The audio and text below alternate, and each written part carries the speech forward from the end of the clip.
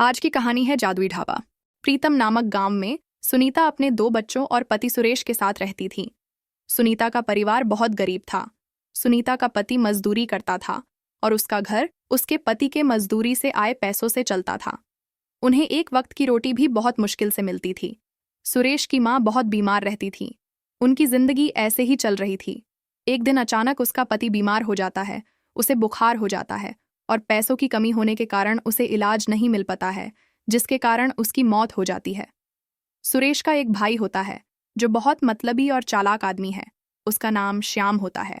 उसने अपने भाई की मौत के बाद थोड़े दिन सुरेश के बच्चों और उसकी पत्नी और अपनी माँ का ख्याल रखने का दिखावा किया और थोड़े दिनों बाद श्याम अपनी माँ से सुरेश की खेती बाडी की जमीन को धोखे से हथिया लेता है और उसे किसी बड्ढे से सेठ को बेच के फरार हो जाता है। सुरेश की माँ रोते हुए, मैंने कैसा बेटा पैदा किया है जो धोखे से अपने भाई की जमीन को हथिया लेता है। अब हमारा क्या होगा। सुनीता के ऊपर एकदम काफी सारी मुसीबतों का पहाड़ टूट जाता है। वह बहुत परेशान रहने लगी। वह सोचती है, सुनीता सोचते हुए, मैंने तो कभी भी कोई काम नहीं किया है, मुझे तो कोई काम आता भी नहीं। मैं अपने बच्चों और सास का ख्याल कैसे रखूंगी। भगवान ने ये अन्याय हमारे साथ क्यों किया। घर का एकमात्र सहारा दूर कर दिया। कुछ दिनों के बाद खाने का सामान जो थोड़ा बहुत पड्डा था वो भी खत्म हो गया। अब घर में खाने के लिए नहीं राशन था और न ही राशन खरीदने के लिए पैसे। सुनीता ने अपनी सास से कहा, सुनीता, माँ जी, घर में जितना राशन था और जितने पैसे थे वो सारे खत्म हो गए। कुछ दिन तो बीत गए पर अब आगे के लिए कुछ सोचना पड़ेगा।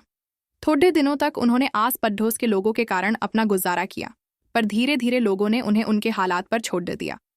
सुनीता अपने बच्चों से कहते हुए, सुनीता, बच्चों, आज घर में थोड़ा सा ही राशन पड्डा है जिससे आज का ही खाना बन सकता है और फिर कल से मुझे काम ढूंढने जाना पड़ेगा। मैं बहुत परेशान हूं कि मैं किसके सहारे तुम्हें छोड़ डीएच कर जाऊंगी। तुम्हारी दादी का ख्याल कौन रखेगा।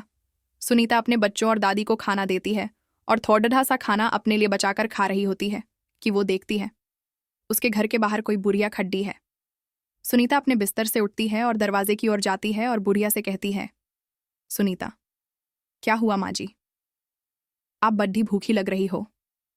बुढ़िया, हाँ बेटी, मैंने कल रात से कुछ नहीं खाया है, कुछ खाने को है तो दे दो। सुनीता, हाँ माँ जी, अभी लाती हूँ। सुनीता अंदर जाती है और जो खाना उसने अपने लिए बचाया था वो लाकर बुढ़िया को दे देती है। बुढ़िया, क्या हुआ बेटी, बड्ढी परेशान लग रही हो। वो बुढ़िया को सारी कहानी बताती है। सुनीता, तो अब मैं क्या करूँ ना, मैं अपने बच्चों को छोड़ डाच कर बाहर काम करने जा सकती हूँ और काम नहीं करूंगी तो घर कौन चलाएगा। बुढ़िया, बेटी, तुम खाने का ठेला क्यों नहीं लगाती, तुम बहुत अच्छा खाना बनाती हो। और यह लो जादुई गोली, इसे अगर अपने खाने में डालोगी तो तुम्हारे खाने को खाकर लोग उंगलियां चाटते रह जाएंगे।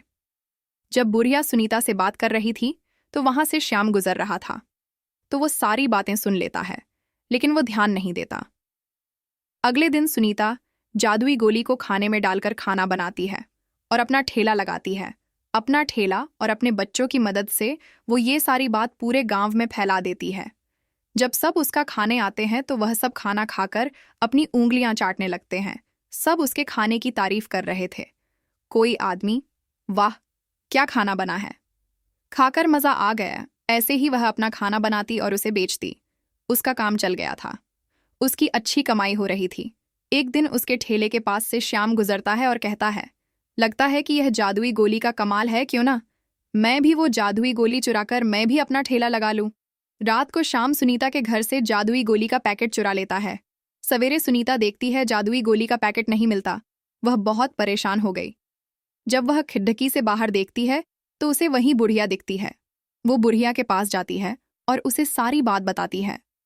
बुढ़िया, अरे कोई जादुई गोली नहीं थी, वो तो बस तुम्हें मोटिवेट करने के लिए मैंने पैकेट देकर तुम्हें ऐसा कहा। सुनीता, शुक्रिया, अगर आप नहीं होती तो मुझे पता नहीं चलता कि मैं इतना अच्छा खाना बनाती हूँ। अगले दिन श्याम भी अपना ठेला सुनीता के ठेले के सामने लगा लेता है और खाना बनाकर बेचने लगता है। जब लोग उसका खाना खाते हैं सब खाना अपने मुंह से थूकने लगते हैं। कोई आदमी, छी छी छी, कितना गंदा खाना बनाया है तुमने, मेरे मुंह का तो स्वाद ही खराब हो गया। उसके बाद श्याम बुढ़िया के पास जाता है और उसे कहता है, ये क्या तुम्हारी जादुई गोली तो काम नहीं करती, वो कहाँ जादुई है। वो जादुई है पर वो अपना असर तब दिखती है अगर तुम सच्चे मन से खाना बनाओ। तुमने चोरी की और लालच के लिए गोली का पैकेट चुराया, इसलिए गोली ने अपना असर नहीं दिखाया। श्याम, मुझे अपनी गलती का एहसास हो चुका है, मुझे माफ कर दो।